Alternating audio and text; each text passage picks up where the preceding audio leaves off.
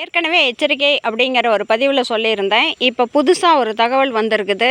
என்னன்னா, நாங்கள் இந்த கம்பெனியிலிருந்து வந்திருக்கிறோம். புதுசாக அருமையான கம்பெனி. உங்கள் வீட்டில் குழந்தை இருந்துச்சுன்னா ஜான்சன் கம்பெனியிலேருந்து வந்திருக்கிறோம், நூடுல்ஸ் கம்பெனியிலேருந்து வந்திருக்கிறோம், மசாலா கம்பெனியிலேருந்து வந்திருக்கிறோம் அப்படின்னு சொல்லிட்டு அந்த மசாலா அட்டையை காட்டுவாங்க.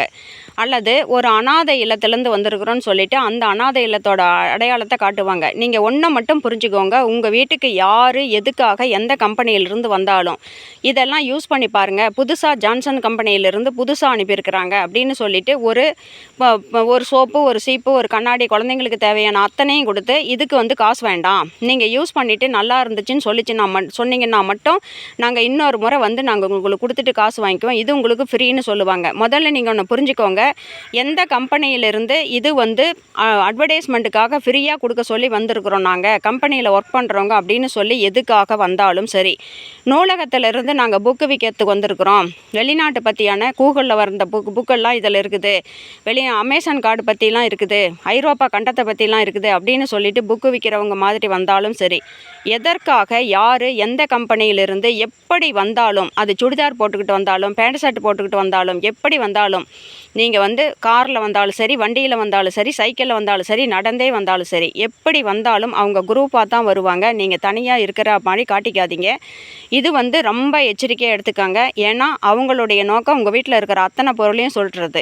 நீங்கள் மட்டும் தனியாக இருந்தீங்கன்னா குளோரோஃபார்ம் போட்டு உங்களை மயக்கப்படுத்திட்டு, இது வரைக்கும் அவங்க கொலை செய்யலையாம், அது காவல்துறை சொல்லியிருக்கிறாங்க. மயக்கப்படுத்திட்டு உங்கள் வீட்டில் இருக்கிற சகலத்தையும் சுருட்டிட்டு கேட்டு பூட்டிட்டு போயிடுவாங்க. அதனால் தயவு செஞ்சு பெண்கள் எச்சரிக்கையாக இருங்க. எதுக்கு இலவசம் அப்படின்னாவே நம்ம தமிழ்நாட்டு பெண்கள் ஆன்னு வாயை திறந்துக்குவோம். அதனால் சக்தி மசாலா கம்பெனிலேருந்து 1 கிலோ தூள் கொடுத்துருக்குறாங்க அப்படின்னு கூட அவங்க சொல்லுவாங்க. இதை யூஸ் பண்ணி பார்த்துட்டு நீங்கள் சொல்லுங்கள் அப்படின்னு சொல்லி கூட சொல்லுவாங்க. தயவு செஞ்சு எதையுமே வாங்காதீங்க.